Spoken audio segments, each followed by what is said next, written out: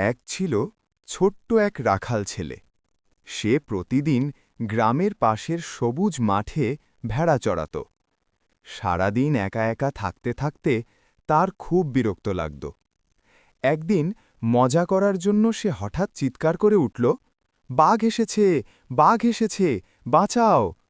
গ্রামের লোকেরা লাঠি নিয়ে দৌড়ে এলো, কিন্তু কোথাও কোনো বাঘ নেই। রাখাল ছেলেটা হেসে বলল, আমি তো মজা করছিলাম। লোকেরা খুব রাগ করে বলল, এভাবে মিথ্যা বলো না। কিছুদিন পর আবার সে একই দুষ্টুমি করল, আবার চিৎকার দিল, বাঘ এসেছে, বাঘ এসেছে। আবারও গ্রামবাসী দৌড়ে এলো, কিন্তু বাঘ নেই। এবার সবাই খুব বিরক্ত হয়ে বলল, ওর কথা আর কখনো বিশ্বাস করব না। কয়েকদিন পর সত্যিই এক ভয়ঙ্কর বাঘ জঙ্গলের দিক থেকে বেরিয়ে এলো। রাখাল ভয় পেয়ে কাঁপতে কাঁপতে চিৎকার করল, বাঘ এসেছে, সত্যি বাঘ এসেছে, বাঁচাও! কিন্তু গ্রামবাসী ভাবল সে আবার মিথ্যা বলছে।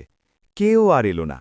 শেষে বাঘ কয়েকটা ভেড়া ধরে নিয়ে গেল, আর রাখাল দুঃখে কাঁদতে লাগল। সেদিন সে বুঝল মিথ্যা বলার ফল খুব খারাপ। শিক্ষা: বারবার মিথ্যা বললে একসময় সত্য কথাও কেউ বিশ্বাস করেন। বন্ধুরা, এরকম আরও নতুন নতুন গল্প পেতে লাইক, কমেন্ট ও সাবস্ক্রাইব করে পাশে থাকবেন। ধন্যবাদ।